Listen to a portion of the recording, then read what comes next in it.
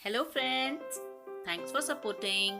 अगर अभी तक आपने हमारे चैनल को सब्सक्राइब नहीं किया है तो प्लीज उसे सब्सक्राइब कीजिए और बेल आइकन बटन को दबाना ना भूलिए। आप हमारी वीडियोस को शुरू से लास्ट तक पूरा देखिए, क्योंकि रेसिपी से जुड़े कुछ टिप्स और ट्रिक्स भी हम अपनी वीडियोस के बीच में आपसे शेयर करते हैं।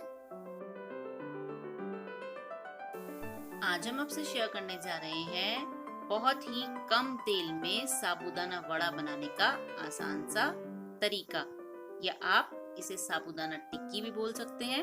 और इसे हम बनाएंगे बहुत ही कम तेल में। चलिए देखते हैं इसे बनाने के लिए हमें क्या करना है। यहाँ पर हम ले रहे हैं 1 कप साबूदाना और उसमें हम डाल देंगे 1.5 कप पानी। ध्यान रखिए, जिस कप से साबूदाने का मेजरमेंट किया है उसी कप से पानी का मेजरमेंट भी करना है। और अब हम इसे करीब 2 घंटे के लिए भिगोकर इसी तरह से छोड़ देंगे। 2 घंटे हो गए हैं और ये देखिए साबूदाना फूल गया है। और अब हम इसे एक छलनी में इस साबूदाने को निकाल लेंगे। और अब इस छलनी को हम एक कटोरे के ऊपर रख देंगे और इस साबूदाने को अब हम 3 से 4 घंटे के लिए इसी तरह से छोड़ देंगे। ये देखिए 4 घंटे हो गए हैं और ये जो हमारा साबूदाना है वो आपको दिखाते हैं, ये एकदम अच्छे से सॉफ्ट हो चुका है। अब हम एक पैन में ले लेंगे आधा कप मूंगफली और इसे मीडियम फ्लेम पे हमें रोस्ट कर लेना है। इन मूंगफलियों को हल्का सा चला देंगे और रोस्ट कर लेंगे। ये बहुत जल्दी रोस्ट हो जाती हैं और इन रोस्ट करने से जो इनका छिलका है वो हम आसानी से निकाल सकेंगे। मूंगफली रोस्ट होने की पहचान ये है कि जब ये रोस्ट होने लगेगी तो इसमें चट चट की आवाज आने लगेगी। तो यहाँ पर ये जो हमारी मूंगफलियां हैं ये अच्छे से रोस्ट हो चुकी हैं।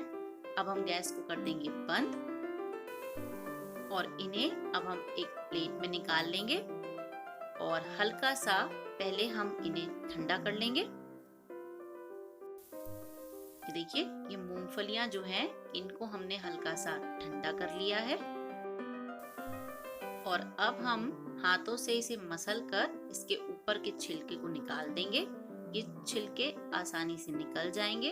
आप एक हाथ से भी इसे मसल सकते हैं, आप चाहें तो दोनों हाथों का इस्तेमाल कर सकते हैं इस तरह से।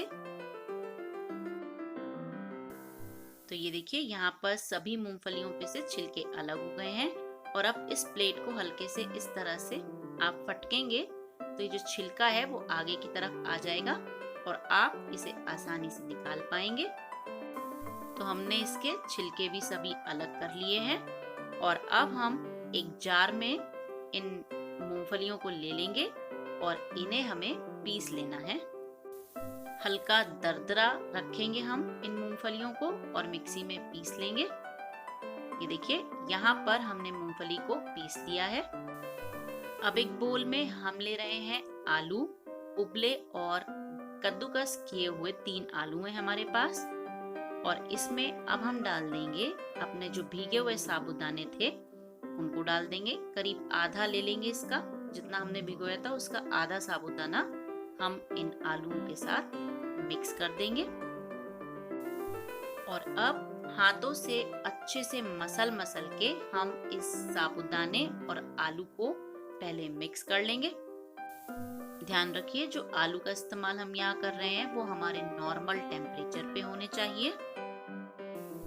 ये देखिए इन दोनों चीजों को, आलू और साबूदाने को हमने अच्छे से मसल मसल के एक साथ मिक्स कर लिया है।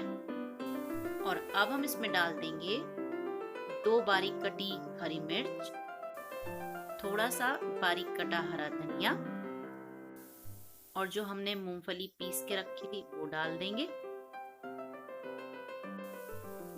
साथ ही इसमें डाल देंगे सेंधा नमक आपके टेस्ट के हिसाब से। साथ ही डाल देंगे 1 छोटा चम्मच लाल मिर्च का पाउडर और 1 छोटा चम्मच नींबू का रस, और इन सभी चीजों को अच्छे से मिक्स कर देंगे। ये साबूदाने टिक्की बाहर से बहुत ही क्रिस्पी और अंदर से एकदम सॉफ्ट होती है और बहुत ही टेस्टी लगती है। ये देखिए, ये जो मिक्सचर है वो हमारा अच्छे से तैयार हो गया है। और अब हम एक बार सबसे पहले हाथों को धो लेंगे और हाथ पर अब हम लगा लेंगे थोड़ा सा देसी घी। ये मिक्सचर जो होता है वो थोड़ा चिपकता है, इसलिए हाथ पे थोड़ा सा देसी घी लगाकर हम इससे छोटी छोटी बॉल्स तोड़ लेंगे। जितनी बड़ी आपको टिक्की बनानी है आप उतने बड़े साइज की लोई तोड़ लीजिए और इसे हल्का सा गोल कर लीजिए, हल्का सा दबा लीजिए और इसको शेप देने के लिए किसी भी प्लेट पे रखकर आप इस तरह से इसकी साइड्स को भी अच्छे से चिकना कर सकते हैं। ये देखिए, इसी तरह से हम बाकी जो हमारी टिक्कियां हैं उन्हें बनाकर तैयार कर लेंगे। ये देखिए, सभी टिक्कियां बन गई हैं और अब हम एक पैन में डाल देंगे 3 छोटे चम्मच देसी घी